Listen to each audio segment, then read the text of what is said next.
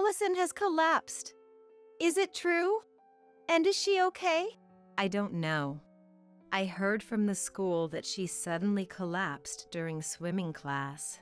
My daughter, Allison, had a hyperventilation episode during her swimming class and was rushed to the hospital. When I arrived at the hospital, Allison was sleeping. Seeing her peaceful sleeping face, I was relieved. Ivana, is Allison all right? My husband, Rolly, rushed over after hearing the news. She's just resting and sleeping now. Please don't worry. The doctor responded, but his expression was strangely somber. Doctor, please speak plainly.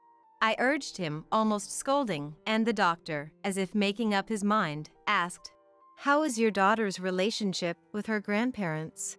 What do you mean by that? I'm asking if she gets along well with her grandparents. The doctor reiterated. I was at a loss for words at such an abrupt question. Hey, you! Stop insulting my parents any further! Rolly trembled with anger, and I could tell from the veins popping on his forehead that he was fuming. Rolly, what's wrong? I was surprised by my usually stoic husband's emotional outburst. Then, I must tell you.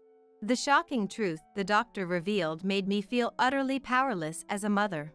My name is Ivana, a 42-year-old office worker.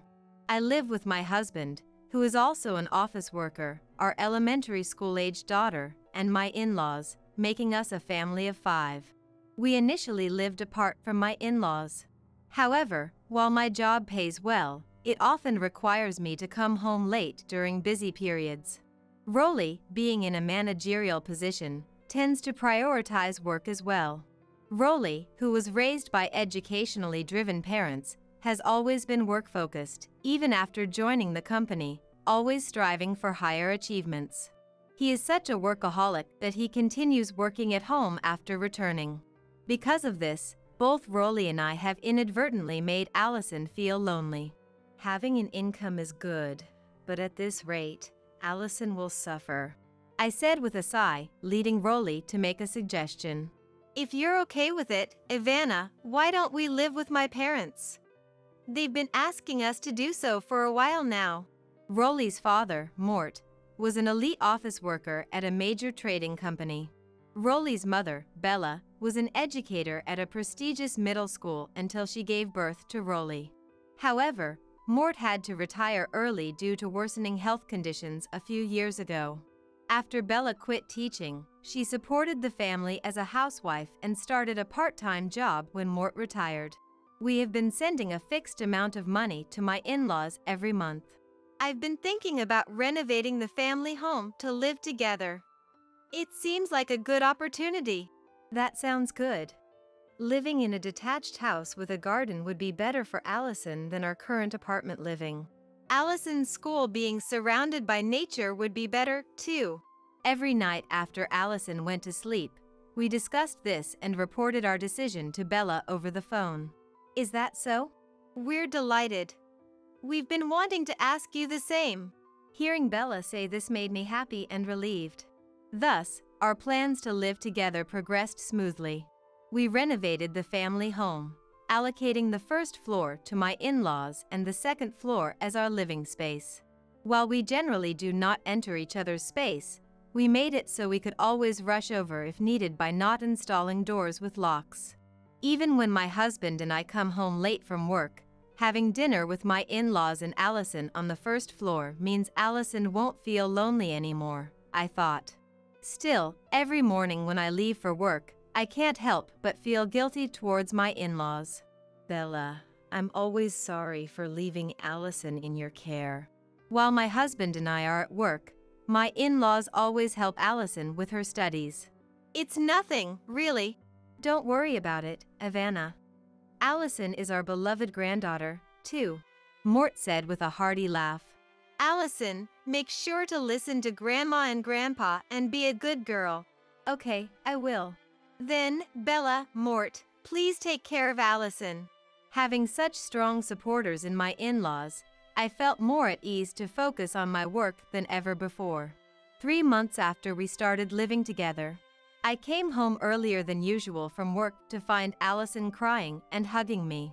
What's wrong, Allison? Why are you crying? Allison clung to me, refusing to lift her face. Bella followed Allison and tried to pat her head. Allison, you must be so happy to see Mommy. Saying. Allison shook her head vigorously, showing she didn't like it. Bella smiled sadly. Allison, that's not nice. You're always being helped with your studies by Grandma, aren't you? It's sad for Grandma if you act like that. It's just that she wants to be spoiled by her parents, right, Allison? I'm sorry, Bella. It's okay, I don't mind. Bella said with her usual gentle smile. Allison was just working hard on her studies. Such a smart girl. When Bella tried to pat her head again, Allison shook her head violently in refusal. Allison, Mommy will get angry. Where's your sorry to Grandma? I scolded her, and Allison reluctantly turned her face towards Bella. I'm sorry, Grandma, and said in a trembling voice. Since Allison usually seemed very attached to Bella and the others, I didn't think much of it at that time, assuming she just wanted to play instead of study. I'm the one who should be sorry, Allison. Bella seemed to tear up at that, but when she noticed me looking, she quickly smiled and said, Something got in my eye. As time went on, I realized that not only Bella but also Allison's behavior was strange. Even though Allison often played alone before we started living with my in-laws, she had never clung to me and cried like that. And to show such an attitude towards Bella, who always treated her with kindness. Allison might be struggling with issues we adults can't understand. Just before bedtime, I consulted Rolly. If I cut back on work, I could spend more time with Allison, and she wouldn't have to feel lonely. Why bring this up now? We've discussed this many times and decided. My parents are looking after her, so there's no need to worry. But even if Bella and the others are kind, they can't replace a mother. Are you saying my parents aren't reliable? Rolly frowned and glared at me. He often shows such an expression when he's displeased. I'm not saying that. Just. Anyway, leave Allison to my parents. Saying that, Rolly turned away and went to sleep as if it were a hassle. As winter came, my busy work finally entered a quieter period. I'll do the dishes, so you rest, Bella. Oh, are you sure? Aren't you tired from work? It's relatively calm now, so I can do laundry and cleaning on my days off. Is that so? Then I'll take you up on that offer and watch some TV. I decided to focus on household chores, trying to make up for lost time. Rolly seemed to be as busy with work as ever. You sure are working hard. Leave Allison's shower to me. Are you sure? Aren't you tired? Seeing me busy around the house, Rolly seemed to be considerate. Leave it to me. Parent-child communication is important. Saying that, Rolly puffed out his chest. Allison, go take a shower with Daddy first. When I called out to her, Allison was led by Rolly to the bathroom. Imagining the heartwarming scene of father and daughter, I couldn't help but smile. However, when Allison came out of the shower, I was surprised. Allison, your face seems a bit red, doesn't it? Allison's face appeared unusually flushed. Allison looked up at Rolly, her mouth shut tight, refusing to answer. What's wrong, Allison? Why are you silent? She probably stayed in too long and got overheated. Her head's probably all fuzzy. In Allison's stead, Rolly answered. Are you really okay? I asked anxiously several times, but each time, Allison would just nod, glancing at Rolly's face, saying, Yeah, I'm okay. Since that day, no matter how busy he was, Rolly made sure Allison took a shower daily. However, Allison's face was always flushed after each shower. Could it be an illness? Maybe we should have her seen at the hospital. That's an exaggeration. Allison's fine, right? You're not in pain anywhere, are you? Yeah, I'm okay. Really, Ivana, you worry too much. Rolly laughed off my concern for our daughter. At this time, I was still oblivious to my daughter's suffering. Time passed, and it was summer the following year. Swimming lessons had started at Allison's elementary school. Allison, who had always loved playing in the water since she was young, looked forward to swimming lessons every year since starting elementary school. That's great. Starting today, you have your favorite swimming lessons. Yeah, that's right. Have you forgotten how to swim since it's been a year? Maybe. Allison looked unusually down that morning. Despite eagerly awaiting summer, she didn't smile once that morning. I thought maybe she was just a bit nervous about returning to the pool after a while, but her expression seemed more like fear than mere nervousness. Allison, are you okay? I'm okay, Mom. Don't worry. Allison forced a stiff smile. Are you sure you're not pushing yourself? If you feel bad, Mom can call the school and you can take the day off. I'm fine. You go to work, Mom. Okay, Allison. Mom's going to work then. Have a good day. Allison smiled as she saw me off. That smile still seemed forced to me. It'll be okay. Bella and Mort are there if anything happens. I reassured myself and focused on my work. Returning to the office after lunch. Ivana, it's serious. The school called, and your daughter collapsed from hyperventilation and was taken to the hospital. A colleague frantically informed me. What? Allison, you should go to her quickly. Panicked, I was momentarily frozen, but then hurried to the hospital by taxi after being urged by my boss. I contacted Rolly on the way. Allison collapsed. Is it true? And is she okay? I don't know. The school said she suddenly collapsed during swimming class. What is the school doing? If anything happens, they'll have to take responsibility later. Now's not the time to say that. I'm on my way to the hospital where Allison was taken. Got it. I'm heading there now too. Normally focused on his work, Rolly was visibly panicked this time. Arriving at the hospital, I found Allison peacefully sleeping in her bed. Seeing her sleeping face, I breathed a sigh of relief. Allison. I felt dizzy as if the tension had suddenly been released. Oh, steady. A doctor nearby supported me, preventing me from falling. Ivana, how's Allison? Rolly. Allison is. I tried to answer, but my tongue was tied. She's just resting and sleeping now. Please don't worry. The doctor calmly replied. Doctor, thank you so much. I tearfully thanked the doctor. However, the doctor did not smile and instead looked somber. Doctor. What is it? No, actually. He seemed hesitant to answer. Please, tell me. Fear gripped me, wondering if a serious illness had been found in Allison. Well, how is your daughter's relationship with her grandparents on a daily basis?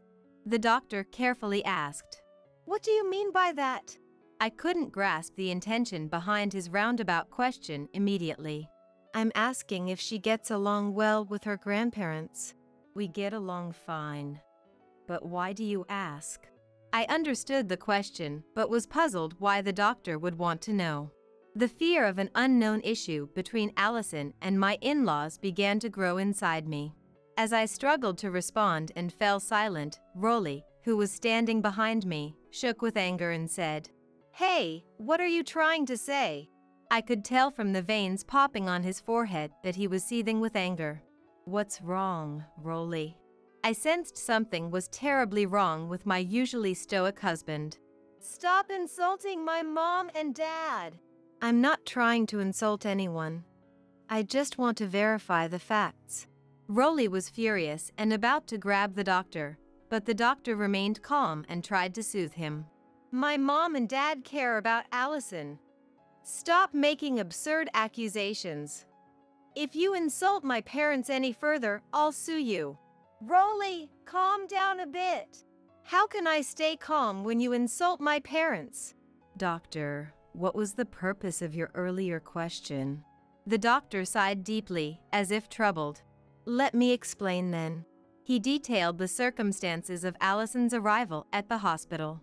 She had suddenly started hyperventilating when entering the pool during her swimming lesson and was rushed here by ambulance. I was aware of this from what the school had explained. The issue was what happened next. Upon arrival at the hospital, Allison, despite her erratic breathing, seemed desperate to convey something. As the doctor proceeded with the treatment and leaned in to listen. What is it? Allison was muttering apologies to her grandparents. I'm sorry, Grandma. I'm sorry, Grandpa. Seemingly in a daze. Apologizing repeatedly to her grandparents even in such distress must mean she had a significant experience. What exactly happened between your daughter and her grandparents? I was taken aback by such a question. Doctor, I don't understand what you're implying. My question was directed not at the doctor but at my husband, who seemed even less composed. What's with that look? Rolly. You know something, don't you? His odd behavior convinced me he was hiding something. I don't know what this doctor is talking about. There's no way my parents would do something terrible to Allison. Suddenly, Rolly burst into laughter as if to cover something up. That shouldn't be revealed. It's not nonsense. I am merely stating the facts. I never said your parents did anything terrible to your daughter. All right, I'll be clear. I suspect the grandparents may have been causing distress to your daughter regularly. That's why I've already contacted child services. Don't do whatever you want. In cases of suspicion, it's my duty as a doctor to contact the relevant authorities. The doctor firmly countered. Maybe the adult's argument woke her, but Allison opened her eyes. Mom? Allison, did you wake up? That's great. I rushed to Allison and hugged her tightly as she sat up. You can go home today, the doctor said, to which Rolly responded. Of course. I can't leave her with a doctor spouting nonsense. Let's go home, Allison. He grabbed Allison's hand, trying to make her walk forcibly. Rolly, don't touch her. Before thinking, I pulled Allison's hand away from Rolly's. Tension filled the air between Rolly and me, but my concern for Allison's feelings was greater. In the taxi back home, that doctor is lying, trying to make my parents look bad. Rolly kept complaining. I couldn't take Rolly's words at face value and remained silent. So, you suspect my parents too? It's not that, but... Allison, you haven't been treated badly by Grandma and Grandpa, right? Yeah, not treated badly. See? Allison says nothing bad happened. That doctor was making things up. It was clear to me that Allison didn't answer of her own will, but was coerced by Rolly's dominating demeanor. Seeing Allison's frightened face, I wondered what had happened between her and my in-laws. Allison must have experienced something terrifying beyond words. Something so severe that the doctor contacted child services. But confronting them directly would likely end with denials, leaving no evidence of their harassment towards Allison. Hey, are you listening? I snapped back to reality at Rolly's shouting. Sorry, did you say something? Don't make me repeat myself. If the child welfare people come knocking, don't you dare let them in. Why not? If we're not hiding anything, why not let them in? We could show them around the house and prove there's nothing wrong. I argued, knowing it was futile. What if that starts some weird rumors? It could affect my career. Think before you speak. Rolly had been on a smooth path as an elite from childhood through his professional life, never facing a setback. His high pride probably made him fear bad reputations more than anything. Could that pride be more important than protecting his daughter, Allison? As I pondered, my gaze landed on the taxi's dashboard camera. That's it, the camera. I remembered a fact I had forgotten to tell my in-laws and Rolly. The next day, I acted as usual towards my in-laws and Rolly, and took a leave of absence from work. I killed time at a friend's house until it was time to pick up Allison from school. Allison, over here. Seeing me, Allison looked surprised, but also somewhat relieved. Mom, what's happening? I'll tell you later. For now, let's catch a plane together. We took a bus to the airport and flew to my hometown. From that night until dawn, Rolly called me multiple times. Annoyed, I finally answered after several calls. What have you done? Where have you taken Allison? To a safe place, out of your reach. What? Stop joking. Come back and explain yourself. I'm not planning to return. An explanation over the phone will suffice. Then at least send Allison back to us. Rolly shouted over the phone. I calmly replied, I refuse. Why? What have we ever done to you? If you don't remember, let me enlighten you. You've been making Allison do things she hates every day. My anger, long suppressed, erupted. I explained the situation to Rolly, step by step. On the way back from the hospital, I remembered the dashboard camera in the taxi, and then the camera I had installed in our living room. The camera, meant for monitoring the elderly in-laws and Allison, would alert my mobile phone if anything unusual happened. The ground floor, where my in-laws lived, allowed Allison to come and go as she pleased when Rolly and I were at work. Soon after moving in with my in-laws, Bella started forcing Allison to wash dishes and clean, under the guise of teaching her housework. Initially, I thought it was Bella's way of education, but she never guided Allison, only watched her with Mort. Without complaint, Allison did as she was told. But when she finished and tried to go upstairs, Bella stopped her. Next, clean the bathroom. Please, she ordered in a sadly voice. But I have homework. Sorry, but please do as you're told. We can't keep you in this house if you don't. Please, for your own good. Bella grabbed Allison's wrist, trying to drag her outside against her will. Please, just do as you're told, Allison. The monitoring camera, despite some static, picked up Bella's voice clearly. Despite ordering her around, Bella sounded sad. Grandpa, help me. Mort did nothing to intervene or soothe the situation, just silently watched. Faced with this unbelievable reality, I was speechless. The harassment from my in-laws towards Allison seemed to occur almost daily, when I wasn't home, and the others were capable of such actions behind my back. I couldn't believe Bella. I kept the camera a secret and only told Rolly about the harassment from his parents. Misunderstanding something, Rolly said. That Allison. After all the discipline we gave her, she still talked? Wasn't it enough? Then, in an angry voice, he hurled. Was it really you who started all this? What? I mentioned Bella and the others, but I never said you were involved. You tricked me. That's the worst. Doing such a thing to a grade school daughter, who's the worst here? I was recalling the days Rolly had Allison take showers. I know what Rolly was doing to Allison in the bathroom. I had no proof but decided to bait him. It was education. She started hating studying, and she was content with just getting 90 points on tests, so I thought a little re-education was needed. Re-education, you say? How dare you say such a thing? Allison is terrified. I just said not to get out of the shower until she could answer the questions I posed correctly. Rolly had given himself away. You were so angry at the hospital when the doctors asked about Allison and Bella, weren't you? But that wasn't because you were covering for Bella and the others.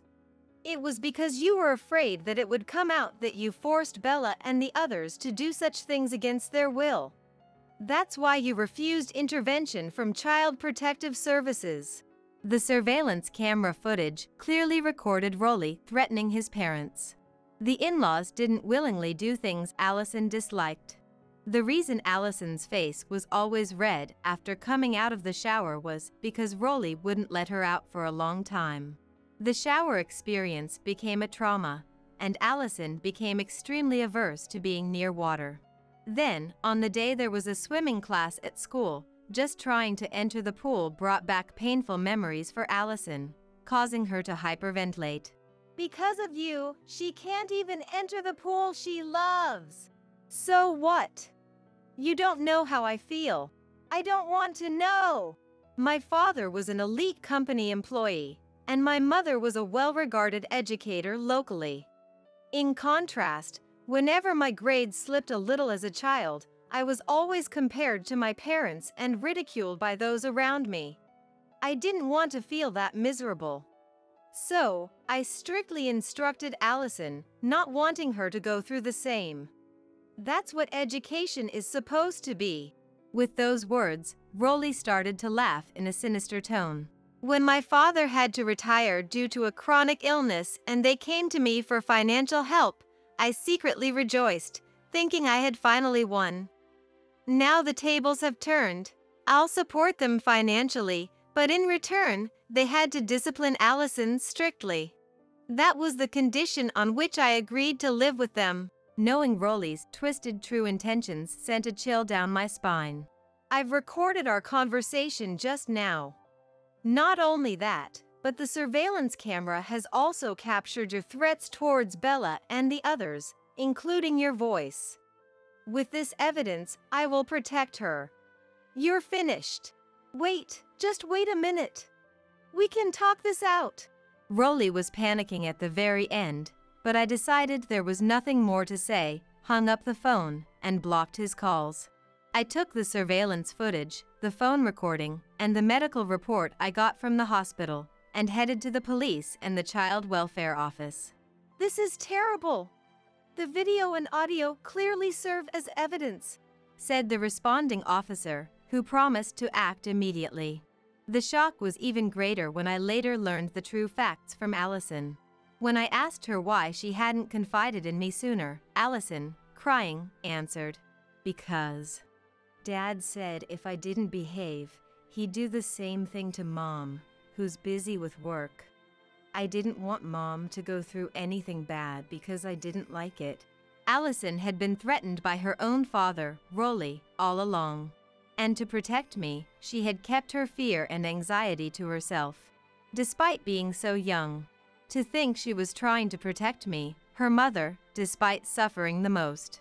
Was I even a mother, not realizing my daughter's pain? Ashamed of myself, I hugged my sobbing daughter tightly. "I'm sorry, Allison. It was my fault." "Mom's not at fault, because Mom saved Allison." Feeling the warmth in her voice, I couldn't stop my tears either. "Of course. Mom is always on Allison's side. No matter what happens, I won't leave you alone. I love you so much. I'll always protect you." I vowed in my heart never to let her experience such sadness again. In the end, Rolly was arrested for assault based on the doctor's report and the recorded phone call, but leniency was shown towards the grandparents. Sometime later, the worn-out faces of the grandparents visited my parents' home. "We're sorry, Ivana, Allison. It's too late for apologies now. We're truly sorry. We knew it was wrong, but we couldn't refuse his demands. We were terrible parents." Please, lift your heads, Mort, Bella. If you see the video, you'll understand that you were threatened by Rolly and did such things to Allison reluctantly. Honestly, I had feelings of wanting to blame the grandparents. But blaming them wouldn't change anything. Perhaps sensing my feelings, Mort kneeled on the ground and apologized deeply. Despite his chronic pain in his legs, he bent his body in apology, his face contorted in pain. Even if we were threatened, the fact that we did terrible things to our beloved granddaughter doesn't disappear. We're not expecting forgiveness. We just wanted to apologize to you and Allison. Though, by apologizing, we might just be trying to ease our own guilt. Allison ran up and gently stroked Mort and Bella's backs. Grandma, Grandpa, Allison isn't mad. Thank you for teaching Allison. Hearing Allison's words, the two broke down crying. unable to lift their faces as if saying they didn't deserve to show their faces to their granddaughter. Allison said to her grandparents, "You can come to visit any time." But after that, the grandparents never appeared before us again. 5 years have passed since then, and Allison has become a middle school student. Currently, Allison and I are living under the watchful eyes of my parents at my childhood home. I explained the situation to my company and was able to switch to primarily remote work. Local police have agreed to respond if Rolly shows up, but the unease hasn't completely gone away. I've attended security seminars and purchased security gadgets, making sure to strengthen our home's security. I make sure to always accompany Allison on her way to and from school. Allison has gradually started to regain her smile. Lately, she seems to have taken a liking to helping out with the gardening that my father started as a hobby after his retirement. "Grandpa, look at this huge potato we harvested." "Oh, that's a big one indeed." "Allison, how about making curry with Mom tonight?" "Okay, let's do that." Living with Allison seems to have rejuvenated both the spirits and appearances of my parents. Just as Allison protected me, from now on, I want to protect Allison with all my might. Watching Allison's carefree smile, I thought so. A person giving birth to dropouts get left in the mountains. It's settled. Uncle Justin exclaimed with the excitement of someone who had just made plans for a holiday. Yet, what he was talking about was my future treatment. After my mother, Sabrina, passed away, leaving me alone, it seemed his plan was neither to take me in nor to leave me at an institution but to abandon me in the mountains. Which is better, being taken in by this terrible couple or being left behind? I might end up following in my mother's footsteps. That's what I thought until my mother's sister, Sarah, whom I had barely spoken to, said she would take me in. Never in my wildest dreams did I think Aunt Sarah's words would become a turning point in my life. At that time, I couldn't even imagine it. This is the story of my life's success. My name is Alice. Perhaps because I lived my younger years without ever using sunscreen, I've started to notice more spots recently, at 34. I've decided to see it as a charm point. You think otherwise? It's okay, everything depends on how you look at it. When I was young and had absolutely no interest in beauty, I grew up in the countryside where my grandparents lived. My mother had been dating my father since junior high school and got pregnant at 17. She dropped out and had me. My father continued to go to high school, thinking, maybe it's better for a man to have an education, and eventually married my mother.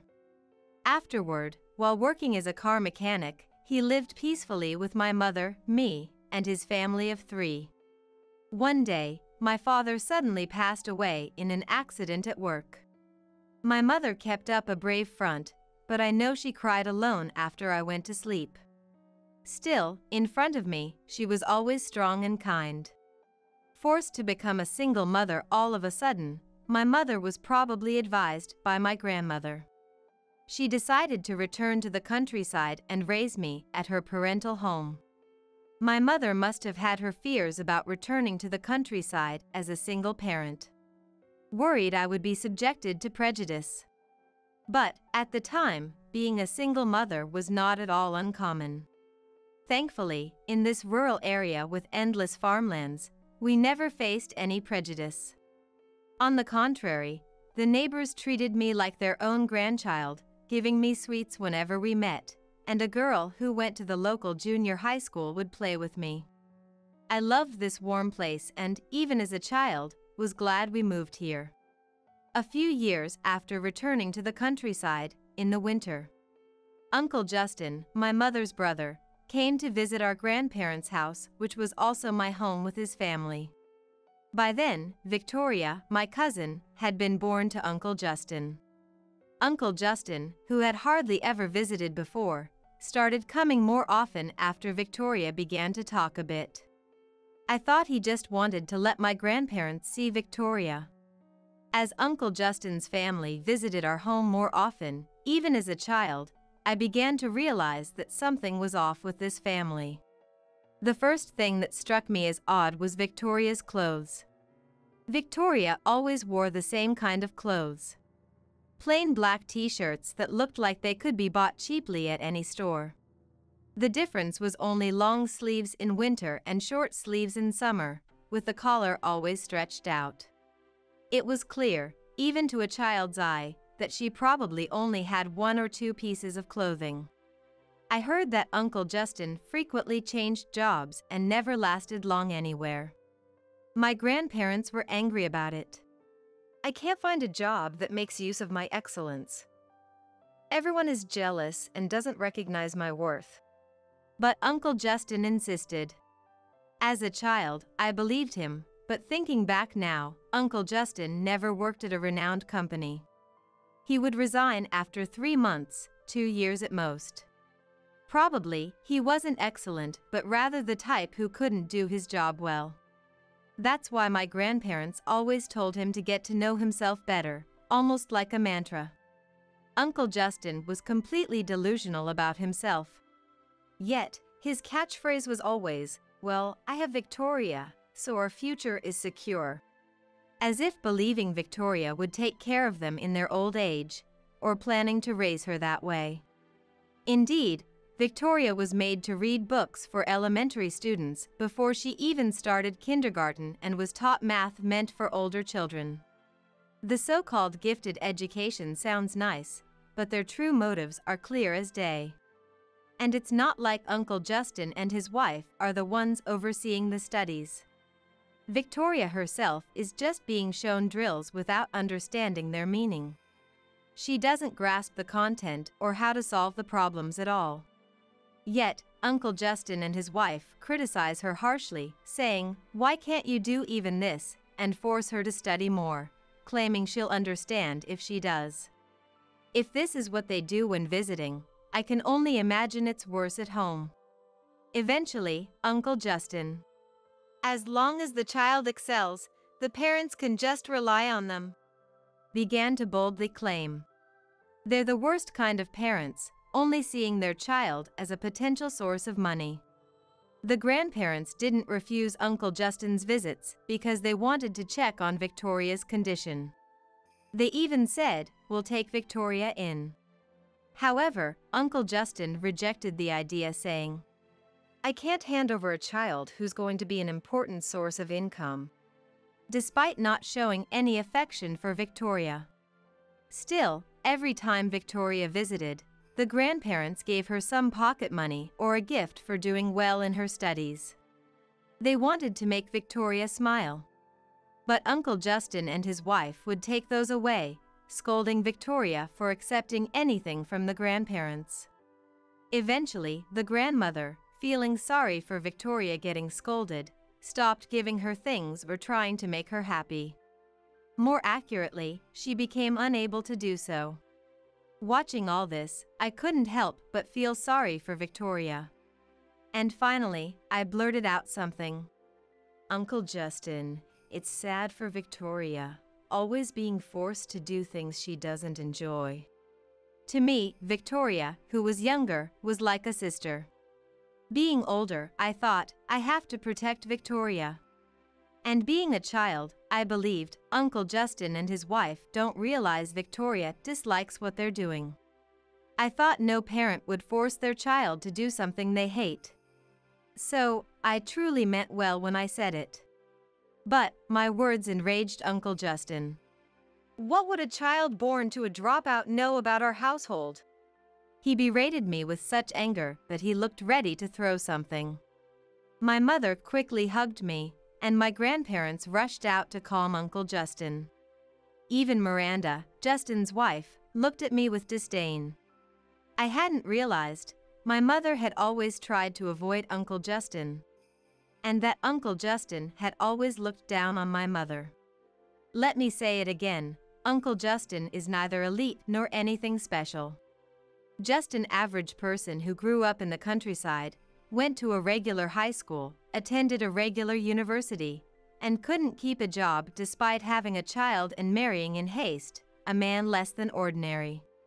Yet, he believes he's excellent and thinks everyone else is a fool. In Uncle Justin's mind, my mother was a shameful person who couldn't even graduate high school because she had a child. Enraged by my words, Uncle Justin unleashed a torrent of blame on my mother. "You are a disgrace to our family," he said over and over, blaming her for his breakup with a girlfriend because I couldn't date someone with an unreasonable sister like you. Uncle Justin blamed my mother for Aunt Sarah's distance, saying, "It's because of you, our shame, that Sarah doesn't come near this house. It's your fault." Aunt Sarah runs a lodge and hardly has the leisure to visit often. As for Uncle Justin's girlfriend, it was clear to anyone else that the issue was with his lack of popularity. My mother must have had her own struggles, giving birth to me. Despite Uncle Justin's irrational venting, my mother was affected by it and cried. I still think, if we hadn't cared about what Uncle Justin said, it might not have turned out this way. Then, about a year later, one day, suddenly, Uncle Justin arrived at our house with his family, carrying several suitcases.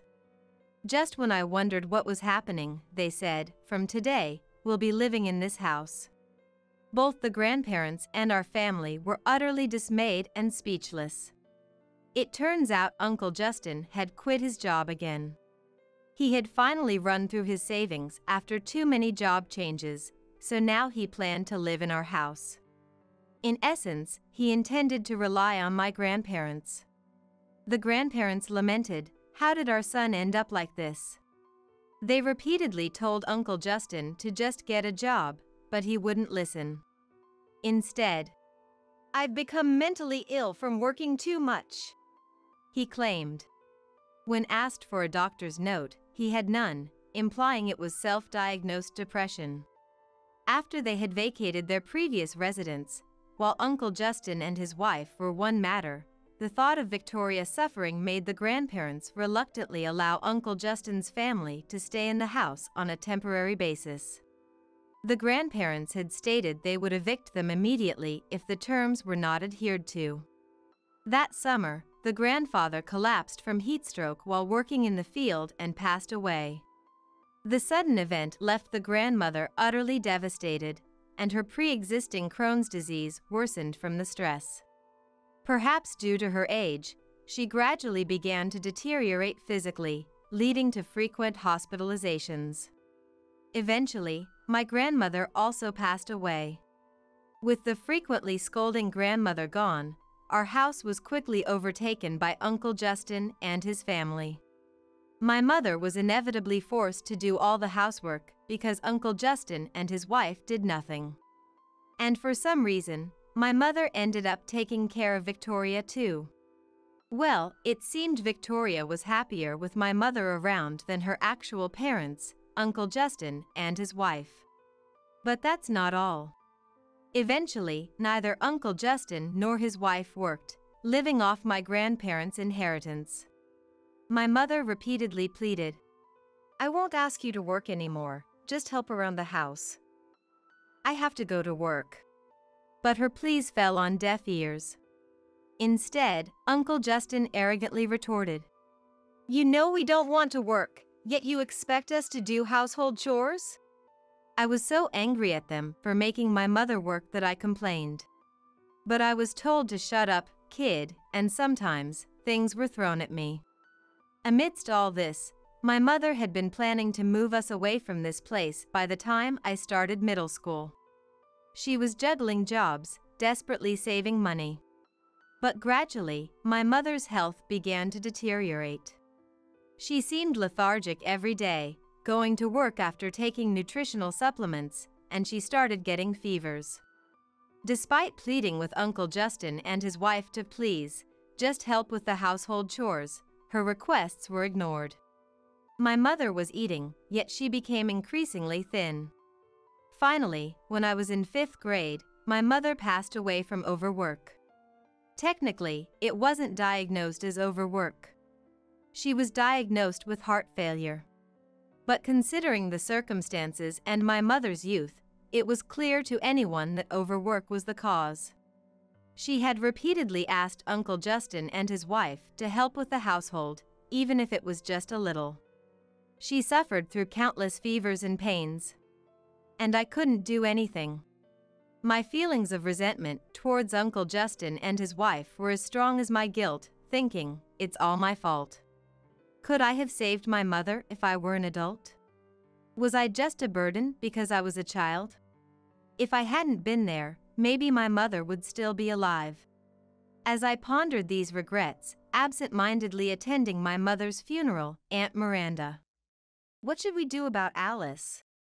Uncle Justin, squinting his eyes in annoyance, said, Well, normally, since we live together, I guess we have to take her in. And then scratching his head continued, This is so bothersome. Aunt Miranda. No way! It's troublesome enough with our own child, let alone having more kids. Also explicitly rejected me. Why did Sabrina even have a child? To make matters worse, Sabrina's husband is also gone, leaving us with this nuisance. Really, it's because of having children without planning. And then to die young, how foolish.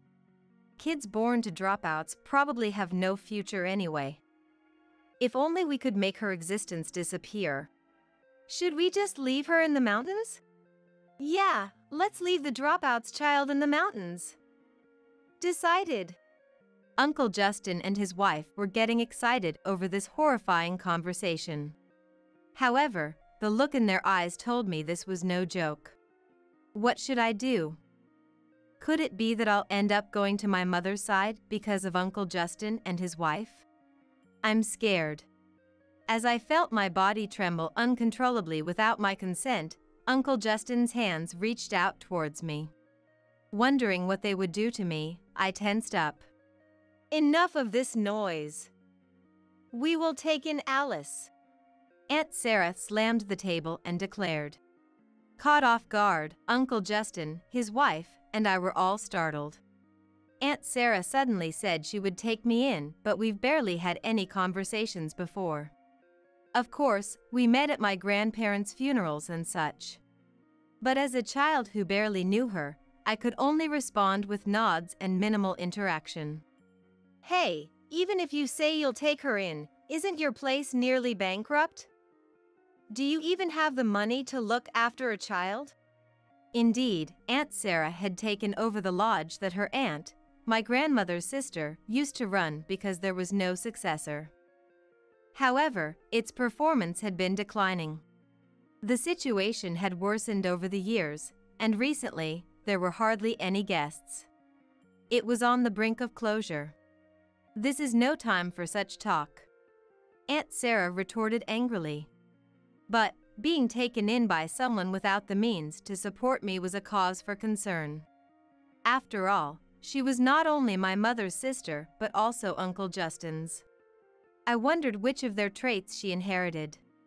If she was like Uncle Justin, that would be frightening. But, it had to be better than being left in the mountains. Uncle Justin said, "It's good we won't be committing a crime then. All right, you take her," and laughed as he handed me over to Aunt Sarah. Noticing how pale and frightened I was, Aunt Sarah said, "I'm sorry, I know you're anxious right now, but I promise to make you happy," holding my hand. However, I was too overwhelmed to feel the warmth of her grip. With all these uncertainties, I was taken in by Aunt Sarah's home after my mother's funeral and sorting out her belongings. 10 years have passed since then. To conclude, I am truly grateful to have been taken in by Aunt Sarah's home. Originally single, Aunt Sarah promised on the day, "From now on, I'll live for you, Alice." She took me in. And she has kept her word, not marrying or having any romantic relationships. I had worried that I might become a nuisance if Aunt Sarah found a lover or husband, but such fears were unnecessary. In hindsight, Aunt Sarah might have realized I harbored such anxieties. The lodge was indeed in a dire state, with hardly any guests, and our living was modest. My mother, who inherited my grandparents' estate, used some of it for living expenses but left the rest to me. However, Aunt Sarah never used it for our living expenses. Instead, when I became a high school student, she said, "You decide how to use this money. It carries everyone's wishes, so think carefully about it," handing me a significant sum. It was clearly more than what my grandmother had left, which makes me think Aunt Sarah must have been saving up a little at a time, though she denied it. Aunt Sarah always hated Uncle Justin for being arrogant and looking down on his sisters. She didn't dislike my mother but was frustrated by her inability to stand up to Uncle Justin, using the lodge's management as an excuse to stay away from the family home. She felt the same about my grandparents, thinking it would have been better to forcefully remove someone like Uncle Justin. While the grandparents were indeed strict with Uncle Justin, Aunt Sarah didn't see it that way. Eventually, she came to think it's useless to say anything. My mother, Aunt Sarah, and my grandparents each must have been carrying their own thoughts and miscommunications. Maybe if I had spoken up more, Alice's life wouldn't have turned out this way. It seemed Aunt Sarah was regretting her actions in her own way. Now that I'm an adult, I understand that no one except Uncle Justin is to blame. Controlling someone who won't listen or lacks common sense is truly difficult. I realized family issues are deep-rooted. Perhaps feeling a sense of guilt, Aunt Sarah has always treated me very affectionately. Despite having little money, she would lavish me with home-cooked meals on my birthday, and when she could afford it, she took me shopping. When I was newly taken in, she would comfort me as I woke up crying from dreams of my mother every night.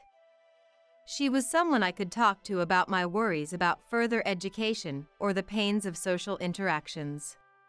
Aunt Sarah has become like a sister to me, a friend, a mentor in life, an irreplaceable and very dear existence.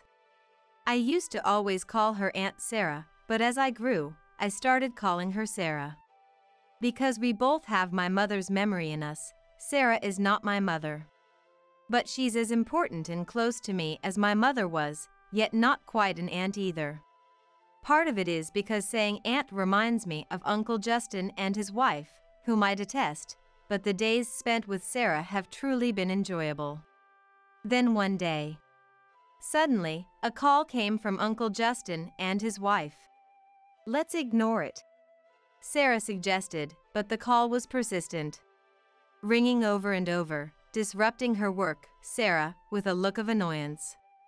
"I'll get it," resigned herself to answer. No, it's okay, Sarah. I'll answer it. "Are you sure? It's from them, you know. Your ears might suffer. Are you really okay with it? You won't regret it?" Oh, Sarah, always saying that. Well, you're right, though. We laughed together as I picked up the phone. Then, Finally, you picked up. Uncle Justin's desperate voice shouted through the phone. "Is this a reservation call?" Of course not. "Then, what do you want?" That voice, you're not Sarah, are you? Could it be Alice? Does it matter? Dealing with Uncle Justin was always a hassle, so I brushed him off nonchalantly, whether he realized it was me or not. Why didn't you tell me? He suddenly exploded over the phone. "Excuse me? Tell you what?" I had absolutely no idea what he was talking about. "Your lodge, it's becoming a hit, isn't it?" "What?" I was taken aback by his sudden claim, but what Uncle Justin said wasn't wrong. In fact, for the past few years, the lodge had been booming. I had acquired a hunting license at a young age. And then, I advertised this lodge as a place where you could enjoy game cuisine. It's fully booked, limiting guests to 3 groups per day. Since game cuisine is relatively pricey, It was a bold marketing strategy. But this exclusivity became popular, and the lodge, once on the brink of closure, is now in demand. Not only among domestic game enthusiasts, but also among foreign tourists. After being featured on television, even regulars struggle to make reservations. I became known as the beautiful huntress. Am I really that beautiful? Well, television tends to add beautiful to anything. It's probably because there are few young girls in the hunting industry, but I don't mind the label. Well, yes, it is popular, but do I need to inform you? Of course. Do you know what I've been through? I'm not interested, so I don't know. I truly wasn't interested. I wanted to end the call due to my busy schedule.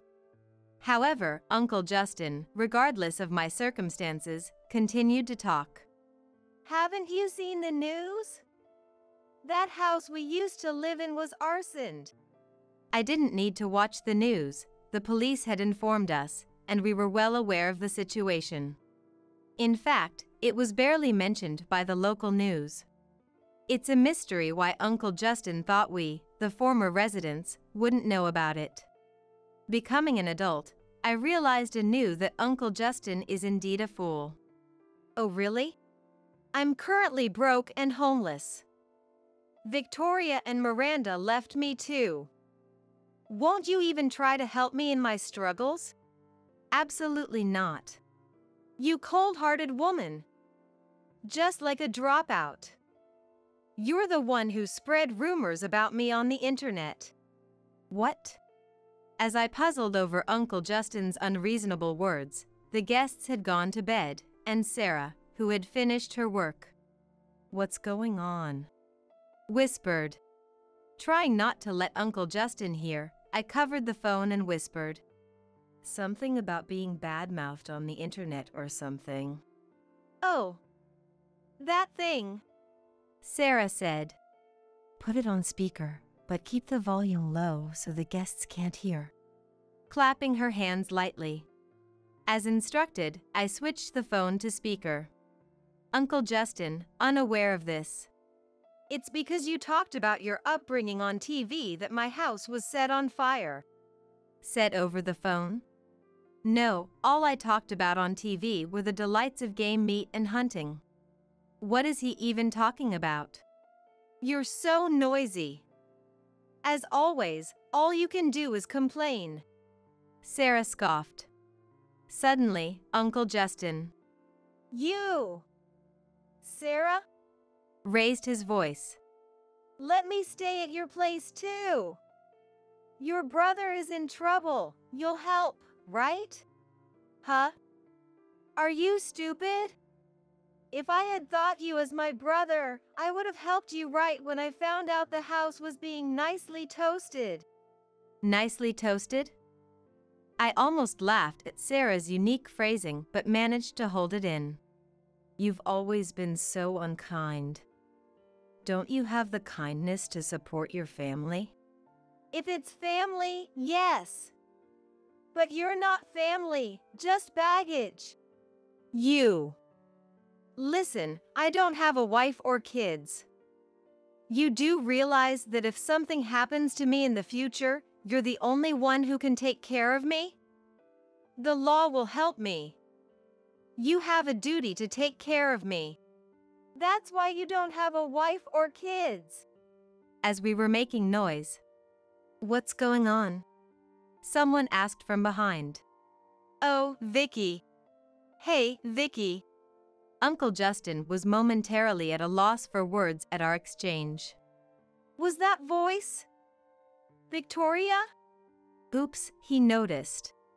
Sarah answered Uncle Justin's question calmly.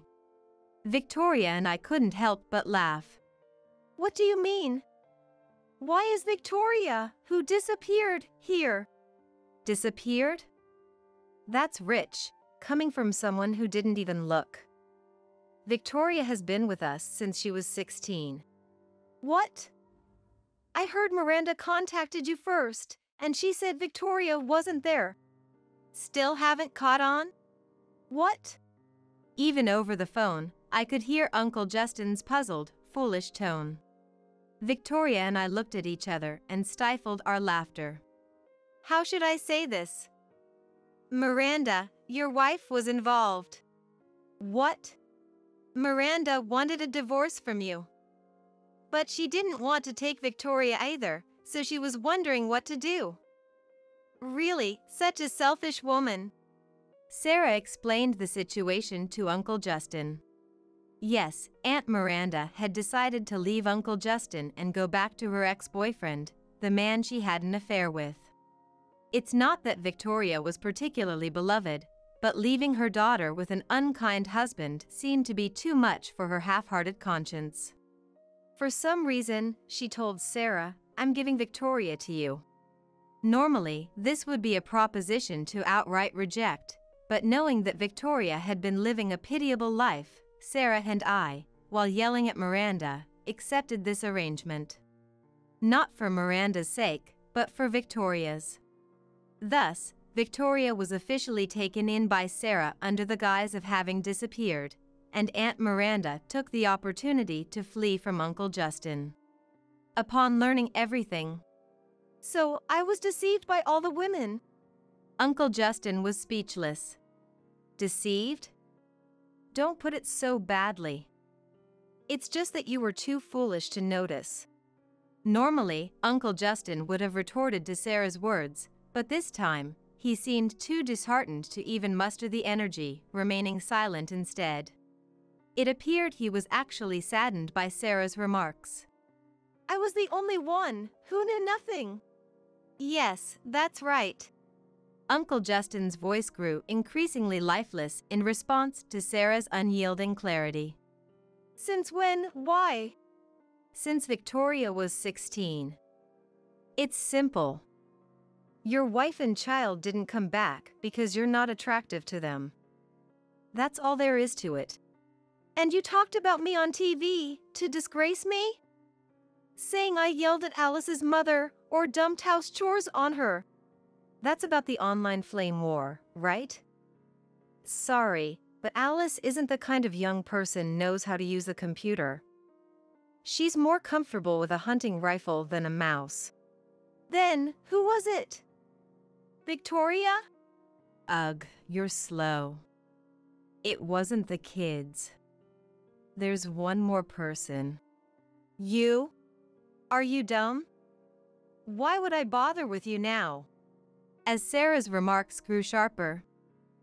Sarah, just in case any guests heard, that would be troublesome. Victoria and I instinctively tried to stop her. Realizing her slip, Sarah covered her mouth. Thinking back, it's somewhat amusing that all of us were concerned about guests overhearing but didn't mind being harsh to Uncle Justin. Who else is there? Uncle Justin seemed to have realized something. Are you finally with us? With a malicious smile, I asked. Miranda. Yes, the Miranda who ran away from you. When our lodge got popular, she thought talking to magazines about the kids' upbringing could earn her some money. Not a significant amount, since she's no celebrity. Are you sure? She told me herself. She exposed a lot but said not to hold a grudge, 'cause it's a good thing for us too. Always the worst, isn't she? All this because of her. Uncle Justin was furious. Apparently, the arson of his house and the online flame war were connected. Evil should be punished, said some odd student who targeted him for a prank, setting his place on fire. Every time Uncle Justin raged about it. It's quite a blaze everywhere. Sarah laughed as if it was someone else's problem. So, we have no intention of supporting you. Live on your own. You don't have to support me. If Victoria is here, she can take care of me. I don't need you anymore. Vicky. What do you say? Sarah turned the conversation to Victoria, who laughed and said, Shut up, you worst dad ever. Relying on your child to live is pathetic. If you really want, I can make you bedridden for life and then I'll take care of you. Never before had I seen Victoria, usually so mild-mannered, explode in such filthy language. Her smiling yet furious response even made Sarah and me tremble a bit. It was so intimidating that for a while, we couldn't interact with Victoria as freely as before. Perhaps the terror reached him through the phone because, surprisingly, Uncle Justin said nothing more and hung up. Maybe he thought better than to cling to Victoria any further. After that, Uncle Justin ceased to involve himself with us. I later read in an online article that Uncle Justin had tried to sue Miranda for defamation. But since it was a family matter with little to no evidence, the lawsuit didn't proceed. The fuss stirred various speculations online, with some wondering if Uncle Justin had been too controlling over Miranda or if, in fact, Miranda had also been suffering. Rumors started swirling around, casting Uncle Justin as the villain of the piece, and criticisms of Uncle Justin quickly followed. He lost his house, spent his grandmother's inheritance long ago, and though he once made money through investments, that too ended in failure. What became of Uncle Justin afterwards is a mystery. One day, someone claiming to be an acquaintance of Uncle Justin's got in touch and said, "I haven't seen him since he went off to the Middle East with some get-rich-quick scheme. Do you know anything?" Of course, there was no way for us to know Uncle Justin's whereabouts. I wonder how he's doing. Hopefully, he's still in one piece. Miranda tried to expose us for the money too. Online users debated, "Isn't this woman just as bad?" and the backlash spread to Miranda as well. Like Uncle Justin, she had her house identified, and it seems she was repeatedly harassed with pranks. Naturally, things didn't work out with her affair partner, and she's still struggling with ongoing harassment, managing to live on her own somehow. She never liked working, so her life must be pretty rough. It's unclear if she's even managing to eat properly. Whether she's still alive, it's a frightening thought. We continue to run the lodge together, and both Victoria and I have gotten married. We suggested Sarah should marry too, but I've already got kids and dating seems like too much hassle, she said. Well, it's true that Sarah has a very straightforward personality, so it's hard, no offense, to picture her living with a man.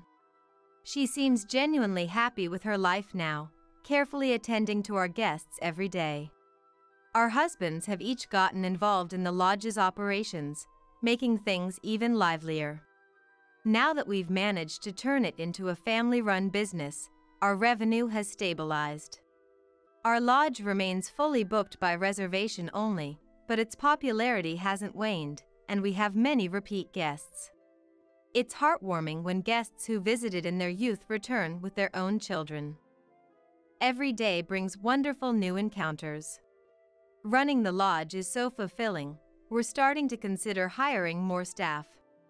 Victoria and I are also saying, now that work has settled down, it might be the right time for both of us to think about having kids. It would be lovely if our children could work here someday. Dreaming of such a bright future, I continue to spend my days surrounded by a wonderful family and cherished guests, living happily ever after.